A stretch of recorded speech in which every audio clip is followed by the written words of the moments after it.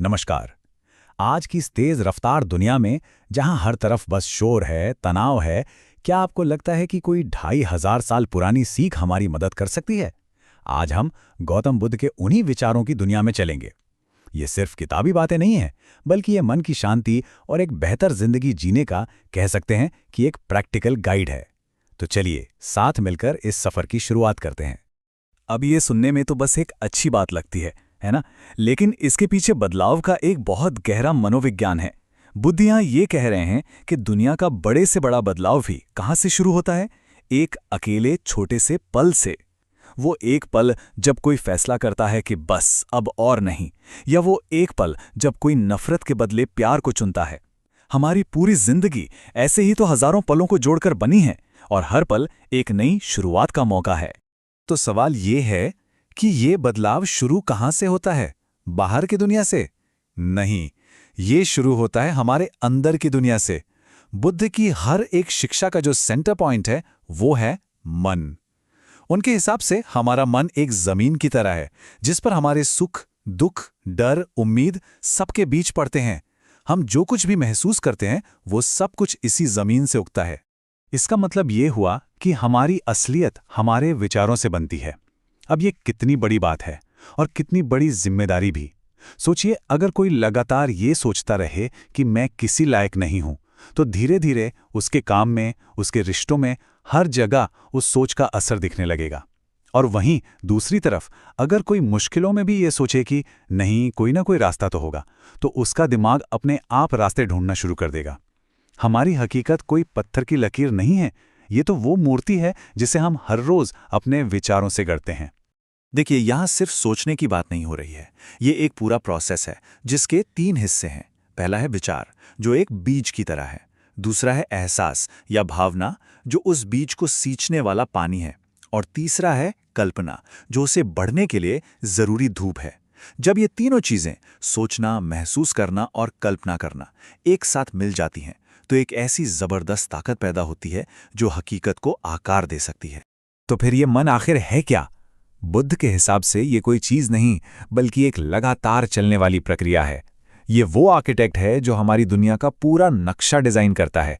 यही मन जब डिसिप्लिन्ड होता है, शांत होता है, तो हमारा सबसे अच्छा दोस्त बन जाता है, हमें सुकून और क्लैरिटी देता है। और जब यही मन बेकाबू हो, नेगेटिव विचारों से भरा हो, तो फिर यही हमारा सबसे बड़ा दुश्मन बन जाता है, जो हमें चिंता और दुख के जाल में फंसाए रखता है। अच्छा, अगर मन आर्किटेक्ट है और हमारे विचार वो नक्शे हैं, तो फिर कर्म क्या है? कर्म वो ईंटें हैं जिनसे हमारी जिंदगी की इमारत असल में बनती है।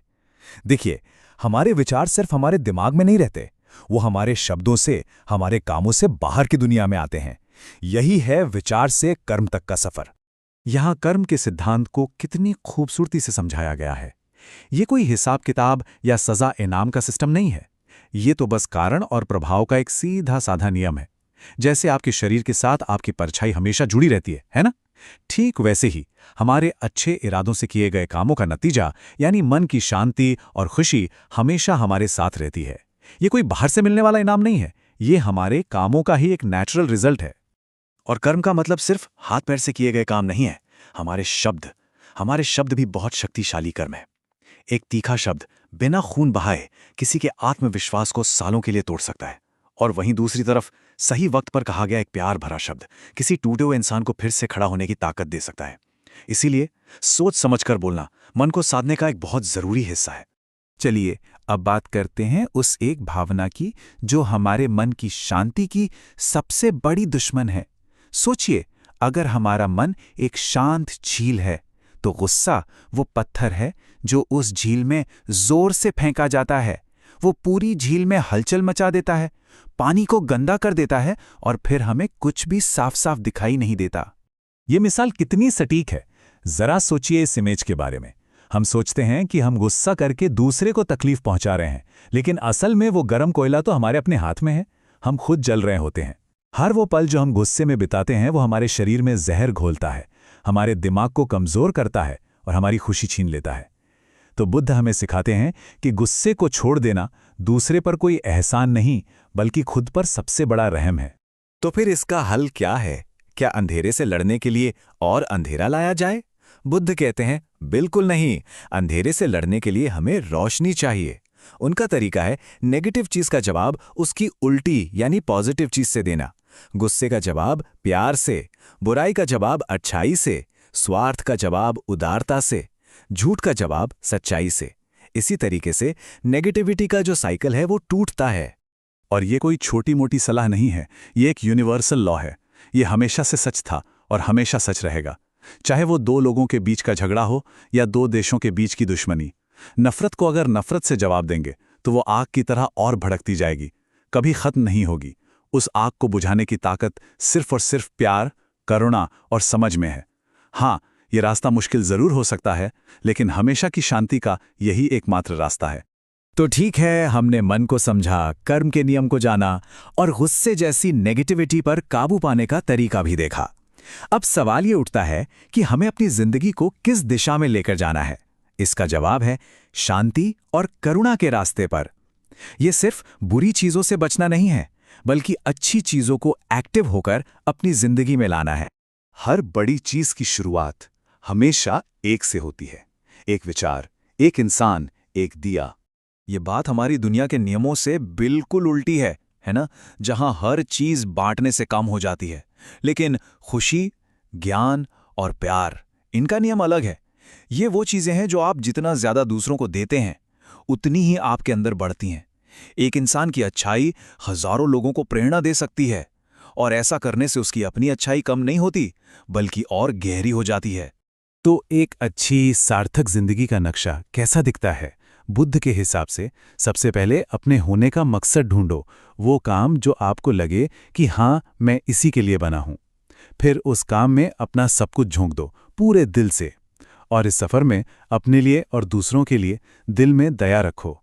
और आखिर में ये याद रखो कि मंजिल से ज्यादा जरूरी है सफर के दौरान अपने अंदर शांति बनाए रखना। हम अक्सर दूसरों के लिए प्यार और हमदर्दी की बात तो बहुत करते हैं, पर खुद को भूल जाते हैं। बुद्ध हमें याद दिलाते हैं कि सेल्फ कंपैशन यानी खुद के प्रति दयालु होना कोई स्वार्थ नहीं है, बल्कि ये तो वो नींव है जिस पर दूसरों के लिए सच्ची हमदर्दी की इमारत खड़ी होती है। अगर हम खुद से ही नफरत करते रहेंगे तो हम किसी और को सच्चा प्यार कैसे दे सकते हैं? और अंत में शायद सबसे जरूरी सबक, हम सब शांति ढूंढ रहे हैं। कहाँ? बाहर की चीजों में, पैसे में, रिश्तों में, कामयाबी में।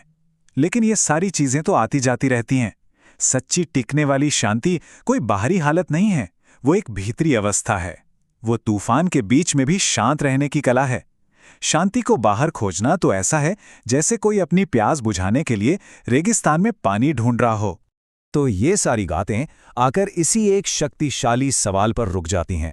अगर ये सच है कि हमारी दुनिया हमारे विचारों का ही आईना है, तो इसका मतलब है कि हम हर सुबह एक खाली कैनवस और रंगों के साथ उठते हैं। सवाल ये नहीं है कि दुनिया कैसी है, सवाल ये है कि आज हम अपने विचारों से अपने लिए और दूसरों के लिए कैसी दुनिया बनाने का चुनाव करेंगे। ताकत हमारे हाथ में है।